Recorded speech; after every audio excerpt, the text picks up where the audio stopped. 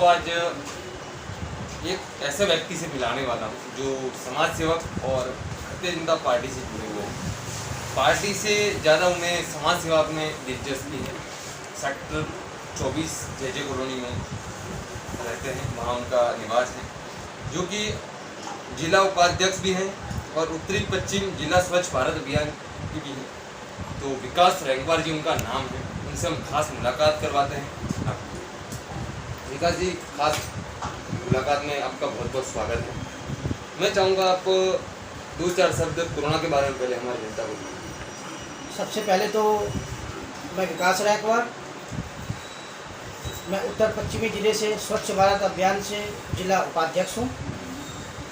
और मैं ये कहना चाहता हूँ कि जो ये त्रासदी हुई है हमारे देश में, क्या पूरे विश्व में, जो ये कोरोना से लाखों लोगों की मृत्यु हुई है और जिनके अपने परिवार से लोग बिछड़ गए हैं, उनके प्रति गहरी संवेदना व्यक्त करता हूँ और उनके परिवार वालों के प्रति सर, अगर हम बात करें भारतीय जनता पार्टी, तो आपको ऐसा क्या लगा कि आपने भारतीय जनता पार्टी चॉइस की? पार्टियां तो बहुत सारी थी, भारतीय जनता पार्टी क्यों? मैं आपके चैनल के सबसे पहले तो मैं आपके चैनल का अभिनंदन करता हूं कि आप लोग यहाँ पे आए और मुस्कान इंडिया न्यूज़ का मैं धन्यवाद करता हूं कि आप लोग यहाँ आए और मुझे एक बार बोलने का मौका दिया। जी, अब सवाल क्या था? सवाल सर ये है मेरा कि पार्टियां तो अपने में यहाँ बहुत है, चाहे कितनी भी पार्टियों का नाम ले लो, कांग्रेस, आपको भारतीय जनता पार्टी क्यों चॉइस किया आपने? ऐसा क्या दिखा आपने भारतीय जनता पार्टी में? मैं ये कहना चाहूँगा, भारतीय जनता पार्टी हर उस गरीब तबके की पार्टी है, हर उस व्यक्ति की पार्टी है। और मेरा चुनने का यही कारण था क्योंकि हमारे आदरणीय प्रधानमंत्री मोदी जी जो जन कल्याण में हरदम 24 घंटे लगे रहते हैं और वो ना दिन देखते हैं ना रात देखते हैं, और उनके होते हुए ही देश आज प्रगति कर रहा है और विकास के मार्ग पे अग्रसर है। और मेरा ज्वाइन करने का यही था कि मैं आदरणीय प्रधानमंत्री मोदी जी से बड़ा, कहते हैं कि एक प्रभाव होना, मेरे ऊपर बहुत ही बड़ा प्रभाव है मोदी जी का। और जितने भी हमारे कार्यकर्ता हैं, पदाधिकारी हैं, जो 24 घंटे जनता के लिए काम करते हैं, एक दिन नहीं बैठते हैं, मैंने उन्हें ही देख के भारतीय जनता पार्टी ज्वाइन की। सर, 2022 निगम के चुनाव ज़्यादा दूर भी नहीं है और पास भी नहीं है, थोड़ा सा टाइम बचा है, तो आपको क्या लगता है 2022 में बीजेपी की सरकार बनेगी निगम के अंदर, या फिर जैसे ही उपचुनाव में 0 आया वैसे अब की बार 0? मैं यही कहना चाहूँगा, जैसे कि आपने बात करी कि 2022 के जो निगम के चुनाव हैं उसके मद्देनज़र रखते हुए भारतीय जनता पार्टी हमेशा ही सदैव, ये नहीं है कि जीत हार तो चलती रहती है, जीत हार का एक अलग ही पोजीशन होता है, लेकिन मैं ये कहना चाहूँगा कि भारतीय जनता पार्टी इस बार दिल्ली में अपना परचम लहराएगी और 2022 में एमसीडी के चुनाव में भी भारी मतों से, भारी सीटों से जीतेगी। अगर हम निगम की बात करें, आपको अगर आपके वार्ड से पार्टी और जनता एक मौका देती है 2022 के अंदर और आप विजय होते हैं, तो वहाँ पर आपको क्या लगती है, मेन कमी क्या लगती है ज़्यादा से ज़्यादा कि ये मुद्दा मैं पहले इसको सही करूँ? मैं आपको बताना चाहूँगा कि जो एमसीडी में लोकल मुद्दे होते हैं, जैसे कि लोकल मुद्दे क्या होते हैं, नाली, सीवर, पार्क, जो छोटी छोटी समस्याएं होती हैं, सबसे पहले इन समस्याओं को दूर करना भारतीय जनता पार्टी का फर्ज है, चाहे वो इस समय निगम में हो या ना हो। लेकिन हम सदैव तत्पर रहते हैं कि किसी की भी कोई भी समस्या हो, चाहे निगम पार्षद किसी भी पार्टी का बना हो, हमारा फर्ज होता है कि पहले हम उसकी समस्या को सुनें और दूर करें, चाहे हम सीट पे हो या ना हो। तो सर, अभी जो कोरोना की महामारी में बीजेपी भारतीय जनता पार्टी के द्वारा क्या क्या प्रोग्राम किए गए हैं सर? सॉरी, क्वेश्चन नंबर पूछें। भारतीय जनता पार्टी के द्वारा कोरोना की महामारी चलते हुए लॉकडाउन के अंदर क्या क्या प्रोग्राम किए गए थे? राशन वितरण, फूड वितरण वगैरह, क्या क्या प्रोग्राम किए? सबसे पहले तो हमारे जो जिला अध्यक्ष हैं स्वच्छ भारत अभियान के भूपेंद्र शर्मा जी, मैं अपने कॉलोनी की बात करता हूँ उस समय। अभी हमने राशन वितरण किया था पिछले शनिवार को, सैटरडे को। हमने जितने भी गरीब परिवार हैं जो जो इस समय 2 वक्त की रोटी नहीं कमा पा रहे, उनका जो परिवार है बहुत ही दयनीय स्थिति में है, तो हमने ये देखते हुए ना कि हमने किसी निगम पार्षद को बोला और ना ही हमने किसी विधायक को बोला, ये हमारा फर्ज था उनके लिए काम करना और उनकी जो उनको दुख है उनके काम आना। तो हमारे आदरणीय भूपेंद्र भाई साहब जो जिला अध्यक्ष हैं स्वच्छ भारत अभियान के, हमने उनके द्वारा यहाँ पर राशन वितरण की। तो सर हम बात करें विधायक की, आपने विधायक की नाम छेड़ा तो मैंने विधायक की बात करूँ कि आपके क्षेत्र के विधायक आपके यहाँ पर आते हैं कभी देख लेख करने के लिए? आप बीजेपी भारतीय जनता पार्टी से नहीं हैं, आप एक आम जनता हैं, आम जनता के नाते एक जवाब दीजिएगा मुझे, क्या यहाँ के विधायक आते हैं या नहीं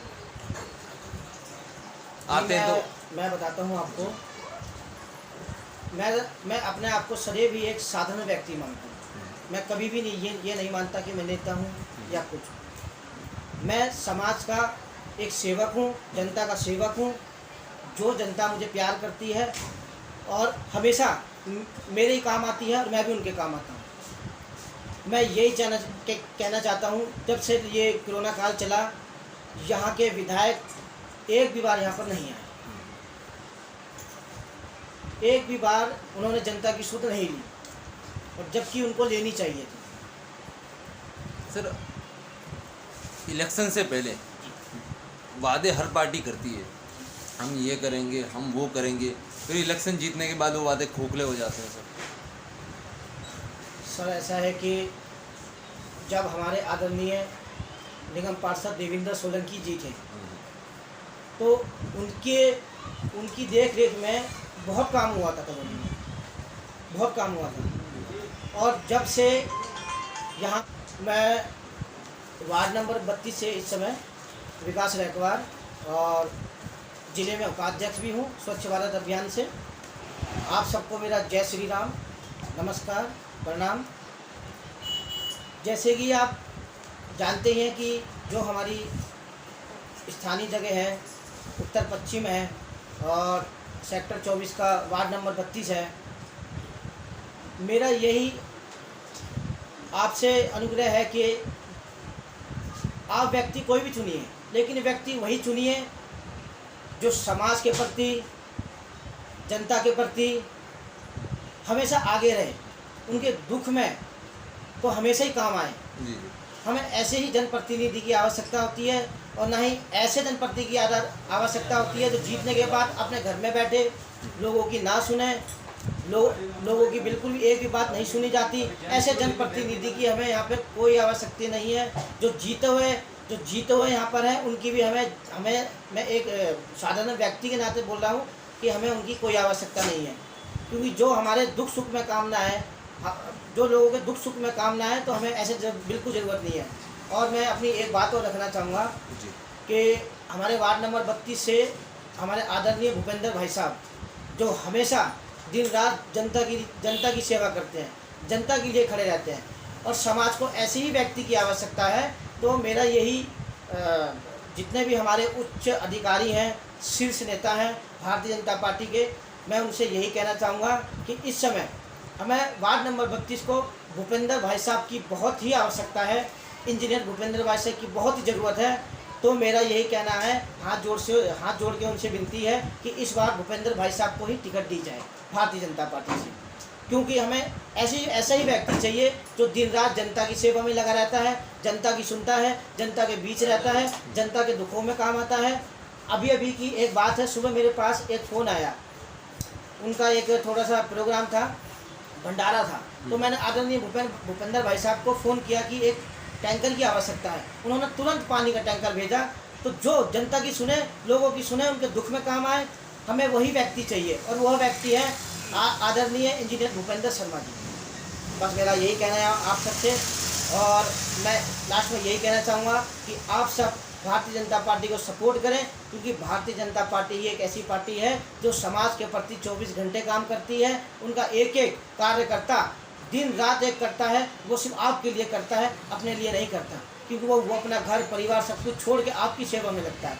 इसलिए मेरा आपसे यही निवेदन है और आपसे यही कहना है कि इस बार आप 2022 में भारतीय जनता पार्टी को मौका दें, दिल्ली के अंदर दोबारा से ही उनकी सरकार बनवाएं। और मेरा आपसे एक निवेदन और है, ये बहुत ही ज़रूरी है, जो ये वैक्सीनेशन चल रहा है, ये वैक्सीन आप ज़रूर लगवाएं। ये वैक्सीन हर जीवन के लिए ज़रूरी है, हर व्यक्ति के लिए ज़रूरी है, इससे ना घबराएं। ये वैक्सीन हम सब आपके लिए ही है और मेरा आपसे हाथ जोड़ के निवेदन है कि ये वैक्सीनेशन ज़रूर लें और टीका ज़रूर लगवाएं, क्योंकि यही इस कोरोना महामारी से हम सबको बचा सकता है। बस मेरा यही कहना है आपसे, यही निवेदन है। धन्यवाद। जय श्री राम।